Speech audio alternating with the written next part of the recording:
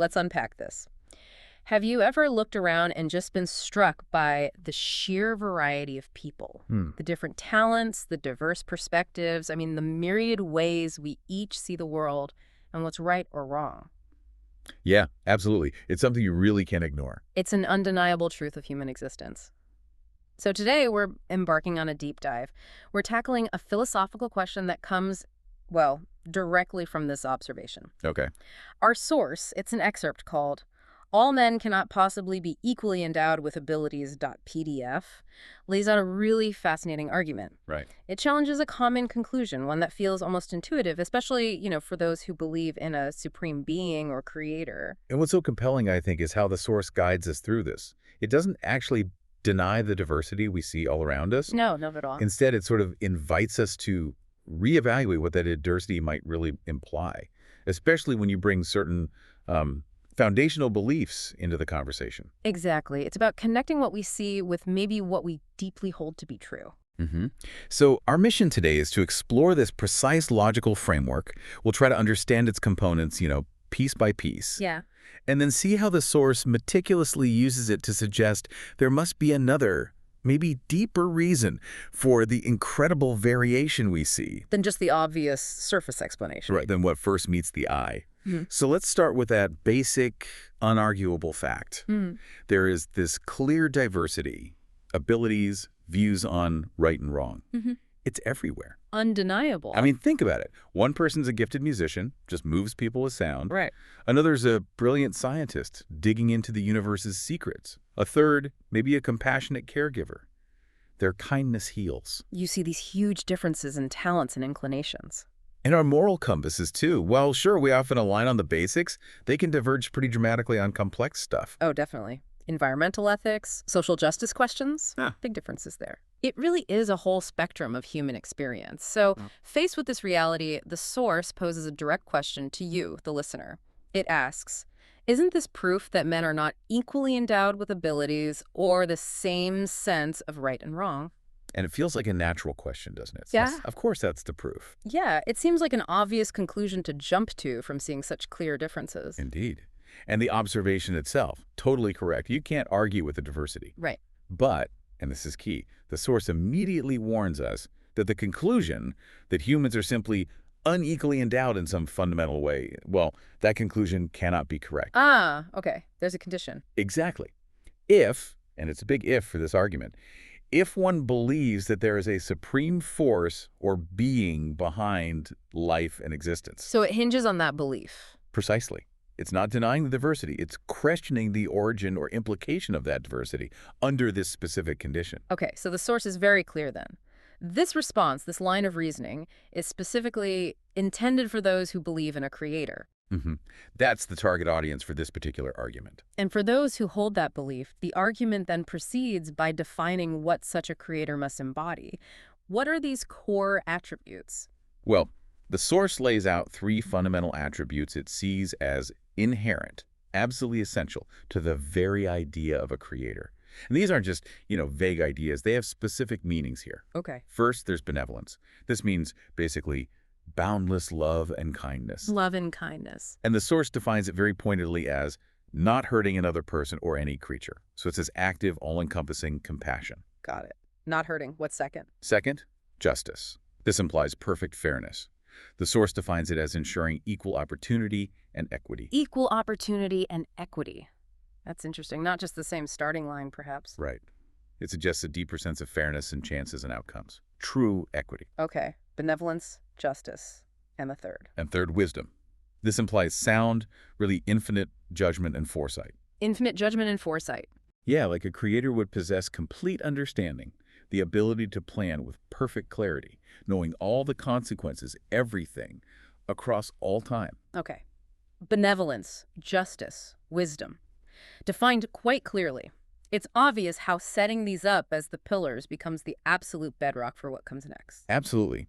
Without establishing those, the argument doesn't really work. So here's where it gets really interesting. If we accept, just for the sake of argument, that a creator has these qualities, infinite love, perfect fairness, total foresight, how do we square that with the raw diversity we see, the differences in abilities, the varying moral views? That's the tension. Where does the source say the logical problem arises? This is where the source presents what feels like a powerful logical dilemma. It really pushes you to think about the implications. It asks, fundamentally, where is the justice, the benevolence, or the wisdom in a creator who acts in ways that seem to contradict those very qualities? Okay, like how specifically? Well, for instance, it asks, how can a creator be just, benevolent, or wise if he, or she, or it does not equally endow his creatures, gives them different abilities, different senses of right and wrong? Right. The starting point isn't equal based on observation. Exactly. But then, and here's the rub, paradoxically, still expects all of them to abide by the same rules of engagement, rules that explicitly stress kindness, love, fairness, not hurting each other. So different endowments, but the same expectations. That's the conflict. That's a major part of the disconnect, it points out, and it sharpens the point further. How so? It asks, where is this wisdom, justice, or benevolence when this same creator has apparently woven laws into creation itself that work to punish violators of these very principles? Kindness, fair play. Wow. So punish people for failing to meet standards they might not have been equally equipped to meet in the first place? That's the implication the source draws out. It suggests a system where some might seem almost set up for failure from the get-go, yet they're held to this universal standard and face consequences anyway. It presents a real internal inconsistency.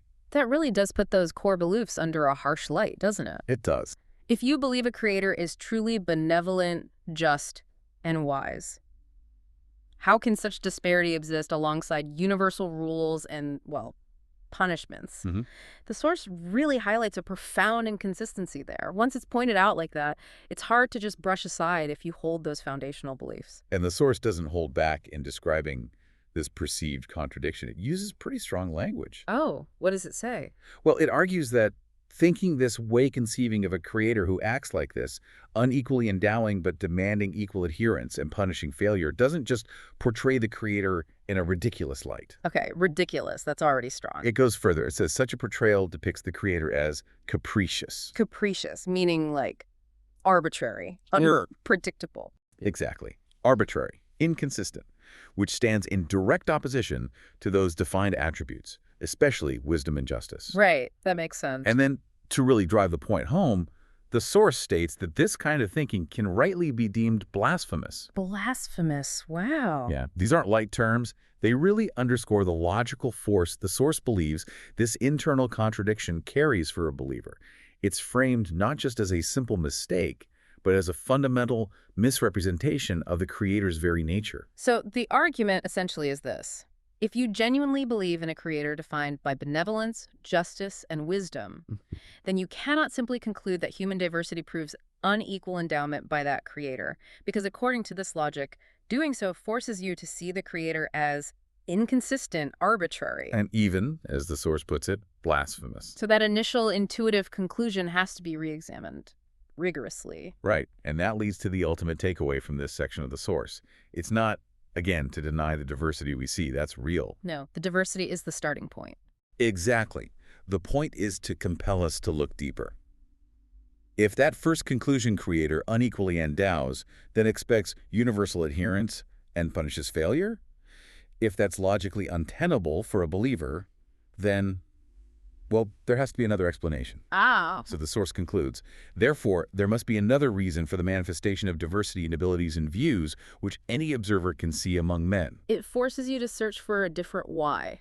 Precisely. It shifts the whole inquiry from just observing what is to seeking to understand why it is this way, consistent with those core beliefs about the creator. And the source finishes this part by urging us, the readers, the listeners, to first really come to terms with this argument. Yeah, like sit with it. Let it sink in. To fully grasp the logical implications before moving on. It's like, clearing the conceptual path. Make sure you're not carrying contradictory ideas forward. Right. It prepares us for the next step, which would be trying to figure out what that another reason for diversity might actually be. So we've definitely navigated a really thought-provoking argument today, starting with that undeniable reality, diverse human abilities, diverse moral views. Our deep dive into this source has uncovered a powerful logical challenge, particularly for anyone who believes in a creator defined as benevolent, just, and wise. Yeah, it's a compelling piece of reasoning. Yeah, It really asks us to look beyond just the surface appearance of things. it does. And the source really pushes us, I think, to consider that sometimes accepting one profound, truth like, say, the nature of a creator having these specific attributes. Well, that acceptance forces us to re-examine other assumptions we might hold, assumptions about the reality we observe every day. Like the assumption that diversity simply means unequal fundamental endowment from that creator. Exactly. It points towards, well, mysteries, maybe. Yeah. Things that require a different kind of explanation than just unequal endowment. Yeah. It opens up that deeper inquiry into the why. Why this incredible human diversity, not just accepting the what. So as you go about your day, observing the incredible spectrum of people, abilities, viewpoints, perhaps this deep dive gives you something new to ponder. Not just what you see, but maybe how you choose to interpret its ultimate meaning, especially when that interpretation bumps up against your own most fundamental beliefs. What new aha moment might that lead you to?